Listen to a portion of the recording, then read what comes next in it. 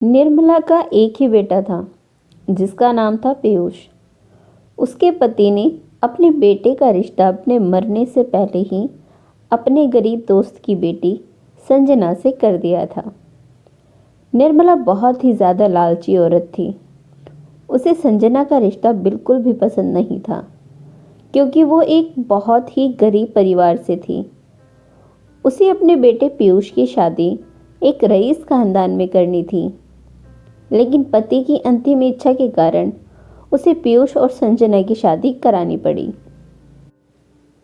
क्यों री निर्मला, कितना दहेज लिया है तूने? क्या बताऊं पुष्पा बहन। निर्मला कुछ बोलती इससे पहले ही पीयूष बोलता है, आंटी जी प्लीज़ ऐसी दान दहेज की बातें यहाँ ना करें। मुझे इन सब बातों से सख्त नफरत है। जिस पिता ने अपनी नाजों से पली बेटी को पढ़ा लिखा कर किसी अनजाने घर में अनजाने लोगों पर विश्वास कर भेज दिया, इससे बड़ा दहेज क्या होगा। दहेज तो मेरी संजना के गुण हैं। मैंने इसे बचपन से देखा है। मैं तो हमेशा से ऐसी ही सुलझी और सुशील लड़की अपने लिए चाहता था। और संजना बिल्कुल मेरी पसंद जैसी ही है। पड़ोसन पीयूष की बातें सुनकर दंग हो जाती हैं और संजना को मन ही मन अपने पति की ऐसी बातें सुनकर तसल्ली और खुशी दोनों मिलते हैं। लेकिन निर्मला का मुंह बन जाता है। वो अपने बेटे के लिए कहती है, हाय हाय, इसके तो शहरी चोचले ही ख़त्म नहीं होते। क्या इसी दिन के लिए इसे कितना पढ़ाया था। सोचा था कि बड़े घर की बहू लाऊंगी जो ढेर सारा दहेज लाएगी, पर इसके पिताजी मेरे सभी अरमानों पर पानी फेर गए। जैसा बाप वैसा बेटा। अगले दिन संजना की पहली रसोई होती है और पहली रसोई में नई बहू को पहले कुछ मीठा बनाना होता है। तो निर्मला उससे कहती है, चल री बहू, कुछ मीठा बनाकर रसोई की शुरुआत कर और मुझे इस रसोई से छुट्टी दे। और हाँ, रसोई में जो भी काम करेगी अगर मुझसे बिना पूछे किया तो तेरी खैर नहीं, गरीब कहीं की। संजना को अपनी सास का ये बर्ताव ज़्यादा अच्छा नहीं लगता, लेकिन वो जी में जवाब देकर लड्डू बनाने शुरू करती है और थोड़ी ही देर में लड्डू से भरी थाल लेकर बाहर आती है। निर्मला ने अपनी पड़ोसनों को भी अपनी बहू के हाथ का मीठा चखने के लिए बुला रखा था। वो भगवान का भोग लगाकर सभी को लड्डू खाने के लिए देती है और लड्डू खाते ही सब संजना की खूब तारीफ करते हैं। अरे निर्मला, तेरे तो भाग ही खुल गए। जब तेरी बहू ने इतने अच्छे लड्डू बनाए हैं तो खाना कितना अच्छा बनाएगी। इस पर तो साक्षात माँ अन्नपूर्णा का आशीर्वाद है। सिर्फ माँ अन्नपूर्णा का ही आशीर्वाद है, माँ लक्ष्मी जी का तो नहीं। संजना इतनी बात सुनकर रोते रोते कमरे में चली जाती है। क्या हुआ संजना, क्यों रो रही हो? पीयूष जी, अभी 2 ही दिन हुए हैं शादी के। मैंने ऐसी कौन सी गलती कर दी कि माँ जी मुझसे ऐसा बर्ताव कर रही हैं। पीयूष संजना को संभालता है और उससे कहता है, कोई बात नहीं संजना, माँ जबान से जरा कड़वी है पर उनका मन साफ है। तुम चिंता ना करो, धीरे धीरे सब ठीक हो जाएगा। अगले दिन से पीयूष का ऑफिस शुरू था। पीयूष ऑफिस चला जाता है और पीछे से निर्मला संजना से घर का सारा काम कराती और उसके गरीब होने और दहेज न लाने के कारण उसको ताना मारा करती। माँ जी को मैं पसंद नहीं थी तो मुझसे शादी क्यों करी? मना कर देती, मेरी ज़िंदगी ऐसे ख़राब तो ना होती। इस तरह अपनी सास के ताने सुनते सुनते कई महीने बीत जाते हैं। संजना हर तीज त्योहार लड्डू बनाया करती, जो उनके घर आने वाले हर रिश्तेदार को बहुत भाते। सब लोग संजना को एक लड्डुओं की दुकान खोलने की सलाह देते, लेकिन उसकी सास हमेशा ही ताने मारकर उसकी प्रशंसा का विरोध करती। एक दिन पड़ोस की सरला काकी अपनी पोती के जन्मदिन के अवसर के लिए लड्डू बनाने का ऑर्डर लाती हैं। अरे संजना बहू, क्या तुम मेरी पोती के जन्मदिन के लिए 100 लोगों के लिए लड्डू तैयार कर दोगी? क्या सरला बहन, इसे कहाँ इतने अच्छे लड्डू बनाने आते हैं? घर का तो ये कुछ काम करती नहीं और बनाएगी 100 लोगों के लिए लड्डू। संजना के मन में ये बात घर कर जाती है। अब वो लड्डुओं का बिजनेस शुरू करने का सोचती हैं। शाम को पीयूष के घर आने के बाद वो इससे बात करती है। पीयूष जी, अगर आप बुरा ना माने तो आपसे एक बात कहूँ? बोलो संजना, मैंने आज तक तुम्हारी बातों का बुरा माना है क्या? बोलो। वो मैं सोच रही थी कि क्यों ना लड्डुओं का बिजनेस शुरू किया जाए, आपका कुछ हाथ बट जाएगा। आइडिया तो अच्छा है तुम्हारा, पर माँ वो करने देगी तुम्हें बिजनेस? मैं बाहर थोड़ी करने की कह रही हूँ, मैं तो घर में ही काम कर लिया करूँगी, बस आप माँ जी को मना लेना। पीयूष राजी हो जाता है और वो अगले दिन अपनी माँ से इस बारे में बात करता है। निर्मला पहले तो नानुकुर करती है, पर अपने बेटे के बार बार मनाने पर हाँ कर देती है। ये लो संजना, माँ भी मान गई। अब मैं तुम्हें लड्डू बनाने का सारा सामान ला दूंगा। तुम कल से ही शुरू करना अपना लड्डू बनाने का काम। अगले दिन से ही संजना भगवान का आशीर्वाद लेकर सरला काकी की पोती के जन्मदिन के लिए 100 लोगों के लिए लड्डू तैयार करती है और सरला काकी के घर पहुंचवा देती है। अरे संजना बहू, तेरे लड्डुओं की तारीफ तो रुक ही नहीं रही थी। जिसने भी लड्डू खाए उन्होंने मुझसे कहा कि सबको मकर संक्रांति के लिए 2-2 किलो लड्डू तुमसे ही बनवाने हैं। मैं तुम्हारे लिए उनकी तरफ से ऑर्डर लेकर आई हूँ, और ये लो तुम्हारा मेहनताना 5,000 रुपये। धन्यवाद काकी जी। इसकी कोई ज़रूरत नहीं है बहू। तू एक काम कर, 4 दिन बाद ही मकर संक्रांति का त्योहार है। तू तो बस उन लोगों का ऑर्डर तैयार कर। संजना ने बड़ी ही उत्सुकता के साथ सबका ऑर्डर पूरा किया और कुछ लड्डू अपने घर के लिए बनाए। अपनी बहू की तरक्की देख निर्मला से रहा नहीं गया और वो लड्डुओं के ऑर्डर की डिलीवरी के एक रात पहले ही सारे लड्डू खराब कर देती हैं। मेरे बराबर होना चाहती है, अमीर बनना चाहती है, अब देखती हूँ कैसे कमाती है। अगली सुबह संजना और पीयूष खुशी खुशी उठते हैं। मकर संक्रांति का त्योहार होता है तो दोनों नहा धोकर पूजा करते हैं और अपने तैयार किए लड्डुओं को जब भोग लगाने के लिए लेने जाते हैं तो उन्हें सब कुछ खत्म हुआ मिलता है। दोनों बहुत ही दुखी होते हैं और भगवान से प्रार्थना करते हैं, हे भगवान सूर्य नारायण, ये कैसे विपदा आई? आपके लिए भोग का प्रसाद भी नहीं है और जो लड्डू हमने लोगों के ऑर्डर पर बनाए थे वे भी नहीं हैं। हमारी लाज आपके हाथ में है। हे सूर्य नारायण, कृपया करें, हे भगवान। तभी पूजा घर से रोशनी प्रकट होती है और आवाज आती है। बेटी संजना, मैंने तेरी प्रार्थना सुन ली है। तू बहुत ही सीधी और निश्चल भाव की है। मैं तुझे एक जादुई लड्डू प्रदान करता हूँ।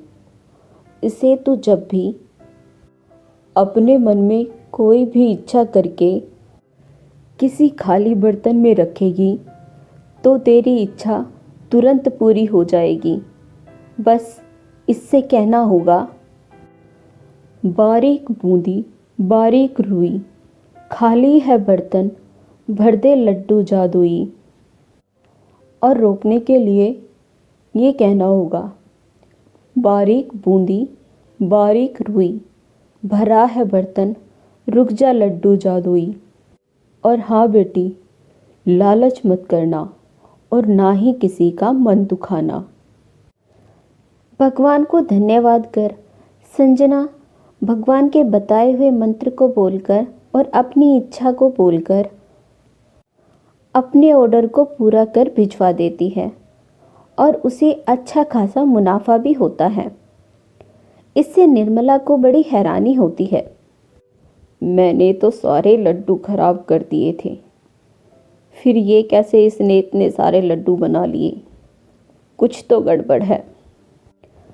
अगले दिन से निर्मला संजना पर नज़र रखती है और जादुई लड्डू की करामात देखकर हैरान रह जाती हैं। उधर संजना लड्डू तैयार कर जैसे ही रसोई से बाहर जाती है, निर्मला अपने मन में कहती है, ये लड्डू तो जादुई है। ये गरीब की बच्ची कुछ दान दहेज तो लाई नहीं, तो मैं इसी जादुई लड्डू से मांग लेती हूँ। और वो वही करती है। निर्मला जादुई लड्डू को बड़े से थाल में रखकर बोलती है, बारीक बूंदी बारीक रुई, खाली है बर्तन भर दे लड्डू जादुई। ऐ जादुई लड्डू, मुझे ढेर सारे गहने दे दो। लेकिन उसका उल्टा हो जाता है। निर्मला सिर से लेकर पैर तक पट्टियों से एक मम्मी की तरह बन जाती है और फिर बहुत पछताती है। जब संजना और पीयूष ये सब देखते हैं तो वे जादुई लड्डू से प्रार्थना करते हैं और भगवान से अपनी माँ की गलती की माफ़ी मांगते हैं।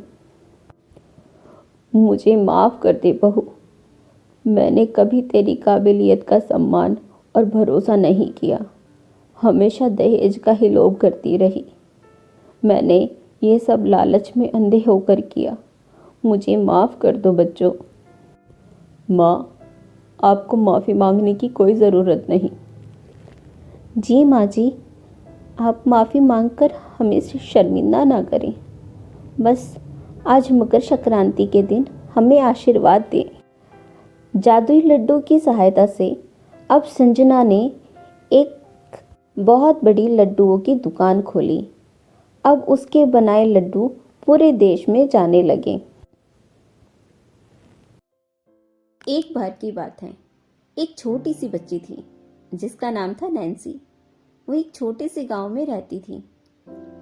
वो एक अनाथ बच्ची थी, लेकिन वो बहुत खुशमिजाज थी।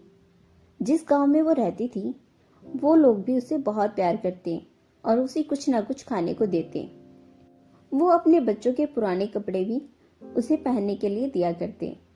नैन्सी, ये लो, ये राधिका के कुछ कपड़े हैं, ले लो।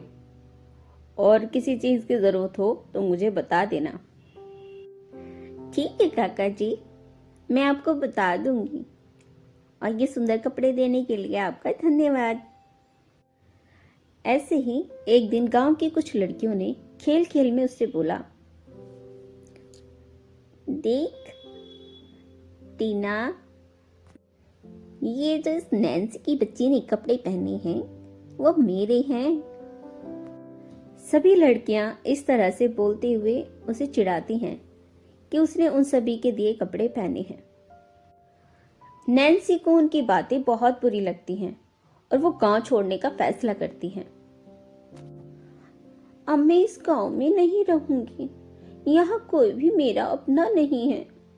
सारे बच्चे मुझे चिढ़ाते हैं। ऐसा कहकर वो एक घर से खाने का कुछ न कुछ सामान लेकर गांव छोड़कर चली जाती है। वो एक जंगल में पेड़ के नीचे रहना शुरू कर देती है। कुछ समय ऐसे ही बीतता है। सर्दियों का मौसम शुरू हो गया था। अब वो ठंड से बचने के लिए एक उचित स्थान ढूंढती है कि वह ठंड से बची रहे। वो थोड़ा आगे बढ़ती है। उसे एक भूखा बच्चा मिलता है। दीदी, क्या आपके पास कुछ खाने का है? मैं 2 दिन से भूखा हूँ। ओह नन्हे भाई, मेरे पास कुछ फल हैं, ये तुम ले लो। नैन्सी ने वे फल बहुत ज्यादा भूख लगने की स्थिति के लिए बचाकर रखे थे, लेकिन वो एक दयालु लड़की थी, इसलिए उसने सारे फल उस बच्चे को दे दिए। कुछ दूर और चलने पर उसे एक लड़का मिला। वो अपने कानों को बंद करके बैठा था। नैन्सी ने उससे पूछा, भैया क्या हुआ आपको? मेरे कानों में बहुत तेज ठंड लग रही है और इसमें मेरे कानों में दर्द हो रहा है। क्या तुम मुझे अपनी टोपी दे दोगी? नैन्सी ने बिना संकोच किए उसे अपनी टोपी दे दी। अब वो खुद को बहुत संतुष्ट और खुश पा रही थी, इसलिए हिम्मत करके आगे बढ़ी। अब उसने देखा कि एक लड़की पतले से कपड़ों में कांप रही थी। उसके होठ ठंड के कारण नीले पड़ गए थे। नैन्सी ने उसे देखकर उससे बोली, ओह मेरी प्यारी छोटी बहन, तुम तो ठंड से मर जाओगी। हे भगवान, आप इतनी कठोर कैसे हो गए कि इतने छोटे बच्चे इतनी ठंड में इस दयनीय हालत में हैं। छोटी बहन, तुम मेरे कपड़े ले लो। इस ठंड में मेरे कपड़े भी शायद ही तुम्हें पर्याप्त हो, लेकिन इससे तुम्हारी कुछ ठंड तो कम होगी। और जैसे ही वो अपने कपड़े उस लड़की को देने वाली होती है, तभी वो बच्ची एक सुंदर परी में बदल जाती है और नैन्सी से बोलती है, नैन्सी, तुम तो सचमुच बहुत दयालु बच्ची हो। मैं तुम्हारी इस दयालुता से बहुत खुश हूँ। तुम मुझसे कुछ मांगना चाहती हो तो मांग लो, नैन्सी। नैन्सी आश्चर्यचकित होकर उस परी की ओर देखती है। फिर वो उससे कहती है, तुम तो बहुत सुंदर परी हो। मुझे अपने लिए कुछ नहीं चाहिए परी रानी। इस रास्ते पर पीछे 2 बच्चे हैं, उनकी ठंड से हालत खराब हो रही है। आप उनकी रक्षा करो परी रानी, बस मुझे और कुछ नहीं चाहिए। परी को नैन्सी की ये दयालुता बहुत अच्छी लगी और वो उसे जादुई स्वेटर देते हुए कहती है, नैन्सी, तुमने तो मेरा मन जीत लिया। ये लो, ये एक जादुई स्वेटर है। तुम इससे ठंड से भी बची रहोगी और जो चाहे वो मांग सकती हो। और वो पहले जो बच्चे तुमने देखे, वो मैं ही थी जो वेश बदल कर आई थी। मैं तुम्हारी परीक्षा ले रही थी। अब तुम वापस अपने गांव चली जाओ। नैन्सी स्वेटर पाकर बहुत खुश थी और वो गांव वापस आ गई। अब उसने जादुई स्वेटर से एक सुंदर घर बनाया और सुंदर सुंदर कपड़े मांगे और बढ़िया बढ़िया खाना मांगकर खाया। अब वो अपने जैसे बच्चों की सहायता करती। गांव के बहुत से लोगों को बड़ा आश्चर्य हुआ कि ये नैन्सी इतने दिनों से कहाँ थी और इतने पैसे कहाँ से ले आई कि इतना सुंदर घर और इतने महंगे कपड़े पहनती है। अरे बिटिया, ये सब तुमने कैसे बना लिया? तुम्हारे हाथ कोई जादू लग गया है क्या? सीधी सादी नैन्सी ने राम सिंह को सब कुछ बता दिया। राम सिंह, जो कि नैन्सी के लिए दया भाव रखते थे, उनके मन में अब लालच आ गया। एक दिन जब नैन्सी नहाने गई हुई थी तो राम सिंह अपनी बेटी के साथ पहुंचे। कहाँ हो नैन्सी बिटिया? काका जी, आप बैठिए, मैं अभी नहाकर आती हूँ। राम सिंह का ध्यान बाहर रखे उस जादुई स्वेटर पर जाता है और वो चुपचाप उसे उठाकर वहां से चले आते हैं और अपने घर जाकर उस जादुई स्वेटर को पहनकर और ज्यादा बड़ा घर, गाड़ी, रुपया, पैसा मांगते हैं। लेकिन उसका उल्टा ही होता है। उनका घर और सब चीजें गायब हो जाती हैं और उनको उस जादुई स्वेटर से बुरी तरह से खुजली शुरू हो जाती है। हे भगवान, ये क्या हो गया? मेरा घर कहाँ गया? और ये खुजली, ये तो रुकने का नाम नहीं ले रही। कोई बचाओ मुझे। हे भगवान, बचाओ मुझे। राम सिंह अपनी करनी के लिए उस जादुई स्वेटर से माफी मांगते हैं। हे जादुई स्वेटर, मुझे माफ कर दो। मुझे उस बच्ची के साथ ऐसा नहीं करना चाहिए था। मुझे माफ कर दो जादुई स्वेटर, माफ कर दो। राम सिंह वो जादुई स्वेटर वापस नैन्सी को दे देते हैं और उससे कहते हैं, बिटिया, मुझे माफ कर दे। मैंने तेरा जादुई स्वेटर चुराया। अब तुम इस जादुई स्वेटर से कहो कि मेरा घर मुझे वापस कर दे। काका जी, अगर आपको इस जादुई स्वेटर की जरूरत थी तो मुझसे कह देते, मैं आपको ऐसे ही दे देती। और वो जादुई स्वेटर से कहती है, हे जादुई स्वेटर, मेरे काका जी का घर वापस लौटा दो और उन्हें माफ कर दो। इस तरह अब नैन्सी उस जादुई स्वेटर की मदद से लोगों की सेवा करने लगी। श्याम अपने परिवार के साथ रहता था। उसके परिवार में उसका बेटा विक्की और उसकी पत्नी माया थी। श्याम के पास पुरखों की जमीन थी और वो उसमें खेती किया करता था। माया, मैं खेत में जा रहा हूँ। तुम मेरा खाना टाइम से ले आना। ठीक है जी, मैं और विक्की आपका खाना देने आ जाएंगे। फिर श्याम अपने खेतों में जाकर फसल की देखभाल करता है और जंगली जानवरों से बचाता है। तभी माया और विक्की उसका खाना लेकर आते हैं। लो जी, हम दोनों आपके लिए खाना ले आए। अब आप हाथ धोकर खाना खा लो। मैं अभी हाथ धोकर आता हूँ। वैसे भी मुझे बहुत भूख लगी है। श्याम की दैनिक दिनचर्या यही थी।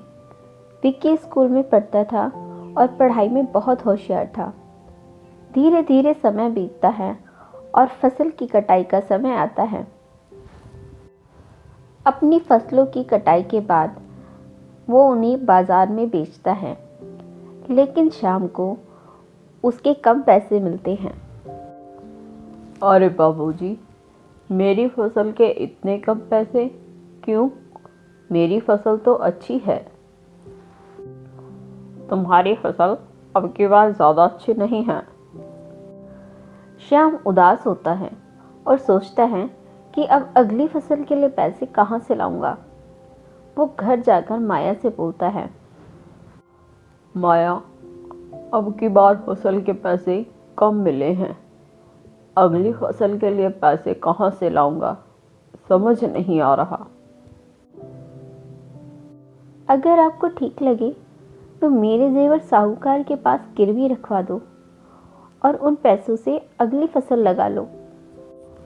नहीं माया, तुम्हारे जेवर गिरवी रखकर मैं फसल नहीं लगाना चाहता। अजी, जब अगली फसल अच्छी बिक जाए तो मेरे जेवर साहूकार से छुड़वा लाना। श्याम माया की बात से सहमत होता है और साहूकार के पास गहने गिरवी रखकर पैसे लेने के लिए जाता है। सेठ जी, ये गहने गिरवी रख लो और मुझे इसके बदले पैसे दे दो। और श्याम, तुझे क्या जरूरत पड़ गई गहने गिरवी रखने की? क्या बताऊं सेठ जी, अब की बार फसल के पैसे कम मिले। अगली फसल के लिए पैसे ज़रा कम हैं, इसलिए ये जेवर गिरवी रखने पड़ रहे हैं। साहूकार बहुत ही लालची और निर्दयी इंसान था। और वह बहुत ज़्यादा ब्याज वसूल करता था। उसने श्याम को गहने के जितने पैसे मिलने चाहिए थे उससे कम दिए। ये क्या सेठ जी, इतने कम पैसे? इन गहनों के इतने पैसे तो नहीं बनते, थोड़े और पैसे तो बढ़ाओ। नहीं नहीं, मैंने तो पहले ही ज़्यादा दे दिए हैं। तुमने यदि मुझ पर विश्वास नहीं किया तो कहीं और गिरवी रख लो। नहीं नहीं सेठ जी, ऐसा नहीं है, बस मैं तो यूं ही। ठीक है, मैं ले जाता हूँ ये पैसे। श्याम उन पैसों को फसल लगाने के लिए ले जाता है और फसल लगाकर उसमें पूरी जी जान से मेहनत करता है और उसकी अच्छे से देखभाल करता है। लेकिन इस बार भी उसकी फसल ज़्यादा अच्छी नहीं होती। तुम्हारी फसल अब की बार भी ज़्यादा अच्छी नहीं हुई, इसलिए कम पैसे ही मिलेंगे। श्याम वो पैसे लेकर घर आता है और माया को बोलता है, अब की बार भी अच्छी फसल नहीं मिली, पैसे भी कम मिले हैं, अब कैसे होगा। श्याम बहुत ज़्यादा चिंता करता है जिसकी वजह से उसकी तबीयत खराब हो जाती है। माया को भी चिंता होती है, लेकिन घर की हालत देख वो हिम्मत से काम लेती है। अगली फसल ना लगा पाने और श्याम के बीमार हो जाने के कारण जो पैसे बचे थे अब वो भी खर्च हो जाते हैं। माया सोचती है, क्यों ना मैं सेठ जी के पास जाकर वो गहने बेच दूं ताकि दवाइयों का खर्च और घर का खर्च चल सके। ये सोचकर माया सेठ जी के पास जाती है। सेठ जी, मेरे पति ने जो गहने गिरवी रखे थे मैं वो बेचना चाहती हूँ। उसके बचे हुए पैसे मुझे दे दो, मुझे अपने पति का इलाज कराना है। गहने? कौन से गहने? जो गहने तेरे पति ने गिरवी रखे थे उनका ब्याज अभी तक नहीं दिया, वो गहने अब मेरे हो गए। सेठ जी, ऐसा ना करो, मेरे पास यही एक उम्मीद है। अगर पैसे ना मिले तो मेरे घर का खर्च और इनकी दवाइयाँ कैसे आएंगी। तुम्हारे पास और कुछ गिरवी रखने को हो तो ठीक है, नहीं तो जाओ यहाँ से, मेरा समय खराब मत करो। माया वहाँ से आ जाती है और सोचती है, अब कैसे खर्चा चलेगा। तब विक्की बोलता है, माँ, क्यों ना आप कपड़े सिलना शुरू कर दो, इससे घर का खर्च और पापा की दवाइयों का खर्च चल जाएगा। लेकिन बेटा, हमारे पास पुरानी मशीन है और मुझे कपड़े सिले हुए काफ़ी समय हो गया है। माँ, आप काम तो शुरू करो, इसमें मैं भी आपकी मदद करूँगा। माया कपड़े सिलना शुरू कर देती है और उससे उसकी ठीक ठाक आमदनी हो जाती है। एक दिन काम करते करते मशीन खराब हो जाती है। अब इसको क्या हुआ? हे भगवान, मेरे साथ ऐसा क्यों हो रहा है? अब मैं नई सिलाई मशीन कैसे लाऊंगी? माँ, क्यों ना हम कोई पुरानी सिलाई मशीन खरीद लें, वो सस्ती भी आ जाएगी और नई सिलाई मशीन लेने के लिए हम बाद में सोच लेंगे। ठीक है विक्की, हम दुकान से पुरानी सिलाई मशीन ले लेते हैं। दोनों दुकान से पुरानी सिलाई मशीन ले आते हैं। माया कपड़े सिलकर सो जाती है, बाकी कपड़े अगले दिन सिलेगी ऐसा सोचकर वो उन्हें ऐसे ही रख देती है। अगली सुबह माया देखती है कि उसके बाकी कपड़े सिल चुके हैं।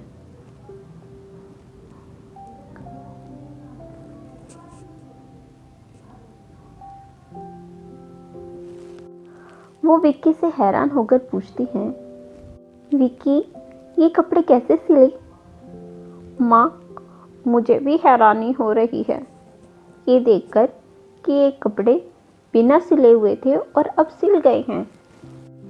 विक्की, क्या ये जादू से हुआ है? कहीं ये सिलाई मशीन जादुई तो नहीं? माँ, हो सकता है भगवान ने हमारी ईमानदारी का फल हमें जादुई सिलाई मशीन के रूप में दिया है। फिर दोनों अगली रात को कपड़े रख के सो जाते हैं और अगली सुबह फिर से उन्हें कपड़े सिले हुए मिलते हैं। माँ, ये सिलाई मशीन जादू ही है। हाँ बेटा, ये मशीन जादू ही है। भगवान ने हम पर बड़ी कृपा कर दी। अब उनके पास सिलाई के लिए कपड़े आते और जादुई मशीन उनके कपड़े सिल दिया करती। धीरे धीरे उनकी आमदनी बढ़ती है और माया अपने पति का अच्छे से इलाज कराती है और श्याम ठीक हो जाता है। श्याम और माया सेठ के पास अपने जेवर छुड़वा लेते हैं। अब श्याम अपनी खेती करता है और माया कपड़े सिलने का काम करती है। माया ज़रूरतमंदों को कपड़े उपहार में देती और उन्हें भोजन भी कराती।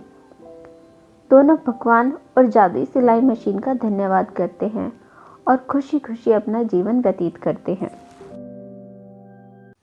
एक गांव में रजत अपनी माँ के साथ रहता था। वो अपनी माँ से बहुत प्यार करता था। उसकी माँ की उम्र बहुत ज़्यादा हो गई थी। माँ, मैंने कितनी बार आपको बोला है, अब आप काम मत किया करो। मैं हूँ ना, जो चाहिए मुझे बता दिया करो।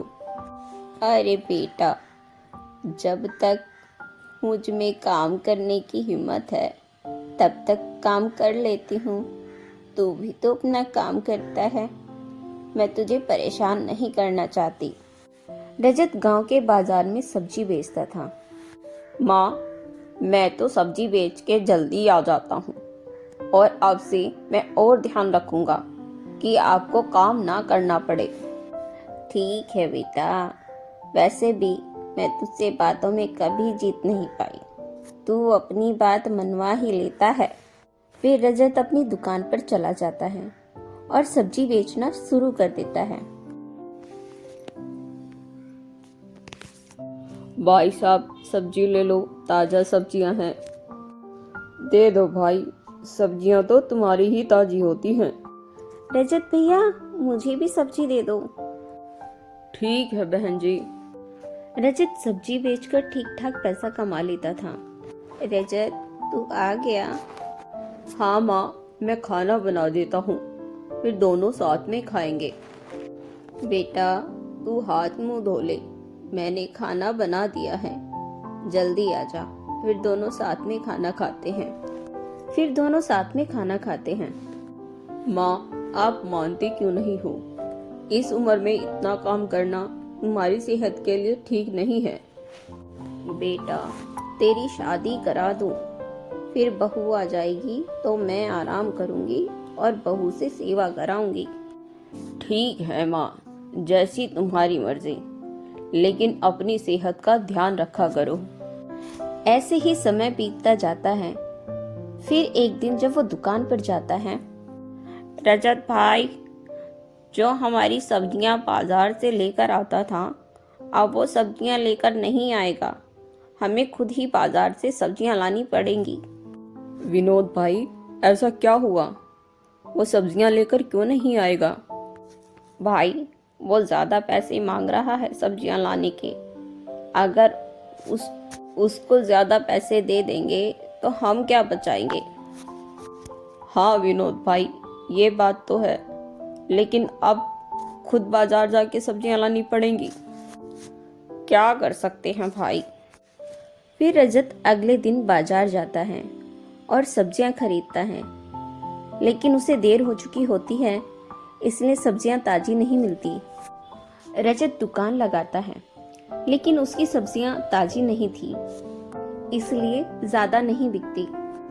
रजत भाई, आज आपकी सब्जियां ताजी नहीं हैं। भाई साहब, सब्जियां तो अच्छी हैं, आप लेके जाइए। ठीक है भाई, दे दो। उस दिन उसकी सब्जियां बच जाती हैं। विनोद भाई, आपके सारे फल बिक गए और मेरी सब्जियां नहीं। रजत भाई, मैं तो जल्दी बाजार जाता हूँ, जिससे मुझे ताज़ी फल और सब्जियाँ मिल जाती हैं। अगर मैं भी देरी से जाऊँगा तो अच्छी सब्जियाँ नहीं मिलेंगी। ठीक है भाई, कल से मैं भी जल्दी बाजार जाऊंगा। अगले दिन रजत फिर देरी से पहुंचता है और उसे वापस बची हुई सब्जियां ही मिलती हैं और उस दिन भी उसकी बिक्री ज़्यादा नहीं होती। रजत के साथ रोज़ ऐसे होने लगता है। इस तरह से रजत के ग्राहक उसकी सब्जियां खरीदना कम कर देते हैं। इससे रजत को बड़ी चिंता होती है और वो घर जाता है और अपनी माँ से बोलता है, माँ, आप मुझे कल सुबह जल्दी जगा देना, मुझे बाजार जाना है। ठीक है बेटा, मैं तुझे जल्दी जगा दूंगी। अगली सुबह रजत की माँ उसे जल्दी जगा देती हैं। आज तो मैं जल्दी बाजार पहुंचकर ताजी सब्जियां खरीद ही लूंगा। फिर वो बाजार से सब्जियां लाने के लिए निकल पड़ता है। लेकिन जैसे ही वो सड़क पर पहुंचता है, उसे वहां एक बुजुर्ग बाबा घायल पड़े हुए दिखाई देते हैं। बेटा, मुझे चोट लगी है, मुझे डॉक्टर के पास ले चलो। ठीक है बाबा, मैं आपको डॉक्टर के पास ले चलता हूँ। रजत बाबा को डॉक्टर के पास लेकर जाता है और उनका इलाज कराता है। बाबा, अब मैं चलता हूँ, आप अपना ध्यान रखना और दवाइयाँ समय पर ले लेना। ठीक है बेटा, मदद के लिए शुक्रिया। उस दिन वैसे ही रजत को देर हो चुकी थी। रोज की तरह आज भी उसे बची हुई सब्जियां ही मिली और उसका असर सीधा उसकी बिक्री पर हुआ। उसी के बगल में खड़ा विनोद आज भी सब्जियां ना बिकने के कारण उसके लिए चिंता व्यक्त करता है। भाई, मुझे तो तेरी और माँ जी की चिंता हो रही है। पता नहीं भाई, हे भगवान, ये मेरे साथ क्या हो रहा है। अगर ऐसा चलता रहा तो खाने के लाले पड़ जाएंगे। कुछ दिन ऐसे ही चलता है। रजत की आर्थिक हालत दिन पर दिन खराब होती जाती है। एक दिन वही बाबा उसके पास आते हैं। कैसे हो बेटा? याद है जब मुझे चोट लगी थी तब तुमने मेरा इलाज कराया था। मैं तुम्हारी उस सेवा से बड़ा खुश हूँ और अब मैं तुम्हें कुछ देना चाहता हूँ। बाबा, उसकी कोई जरूरत नहीं। मेरी माँ ने दूसरों की भलाई करना ही सिखाया है। फिर भी तुम ये घड़ी रख लो। तुम इससे जो कुछ भी बोलोगे ये वो करेगी, जो मांगोगे वो ये देगी। ये जादुई घड़ी है। क्या सच में बाबा ये ऐसा करेगी? हाँ बेटा, ये तुम्हारी सारी परेशानी खत्म कर देगी। रजत जादुई घड़ी पाकर बहुत खुश होता है। और फिर क्या था, रजत ने उस जादुई घड़ी की मदद से शहर में सब्जियों की बड़ी दुकान खोल ली और खुशी खुशी अपना जीवन व्यतीत करते हैं।